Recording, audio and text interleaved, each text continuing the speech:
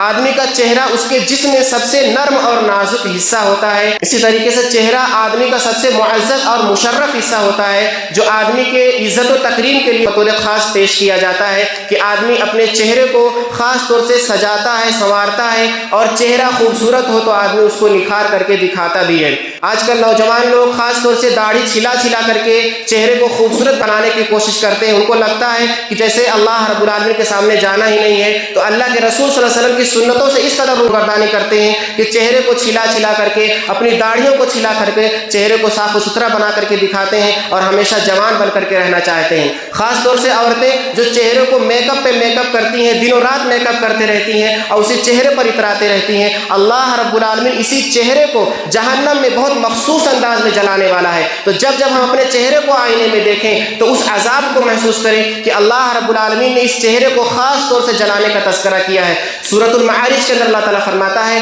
کلا انہا لظی نزاعۃ للشوا، ہرگز نہیں، جہنم کی آگ جو ہے وہ ایک شعلہ ہے، نزاعۃ للشوا، وہ چہرے کی کھال کو کھینچ لینے والی ہے۔ تو یہاں پر اللہ رب العالمین نے اس انداز سے ذکر کیا، اور سورۃ المومنون کے اندر اللہ تعالیٰ فرماتا ہے ترفع وجوہہم النار وہم فیہا کالحون، کہ ان کے چہرے کو جہنم کی آگ جھلسائے گی اور اس میں بدشکل ہو کر کے پڑے رہیں گے۔ تو آج جو لوگ اپنی خوبصورتی کا اظہار کرنے کے لیے داڑھیاں نہیں رکھنا چاہتے ہیں، جو عورتیں میک اپ پہ میک اپ کرتی ہیں، پردے کا اہتمام نہیں کرتی ہیں، سنت رسول صلی اللہ علیہ وسلم کا اہتمام نہیں کرتی ہیں، ان کو سوچنا چاہیے اور غور کرنا چاہیے کہ یہی چہرہ جس کو ہم خوبصورت بنانے کے لیے اتنا بے قرار ہے، جس کی خوبصورتی کو دکھانے کے لیے ہم سنتوں کی پرواہ نہیں کرتے ہیں، اللہ رب العالمین خاص طور سے جلانے والا ہے۔ اور سورۃ الاحزاب کے اندر تو اللہ تعالیٰ نے انتہائی دردناک انداز میں بیان کیا ہے کہ جس طریقے سے آدمی تیل کے اندر کسی چیز کو چھانتا ہے، اس کو فرائی کرتا ہے، گوشت فرائی کرو یا پکوڑی فرائی کرے یا کسی اور چیز کو تیل میں لے کر الٹ پلٹ کر کے فرائی کرتا ہے،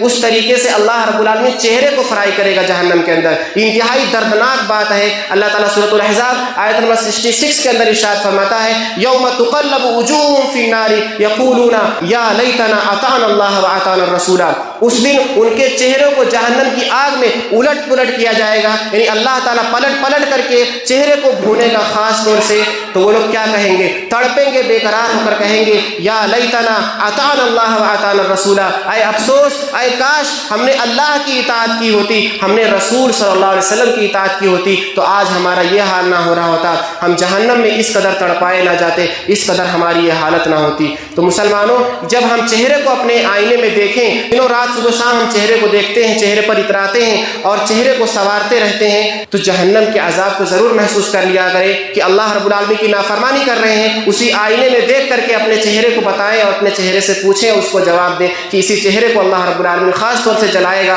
تو ہم کیوں نافرمانی میں زندگی گزار رہے ہیں۔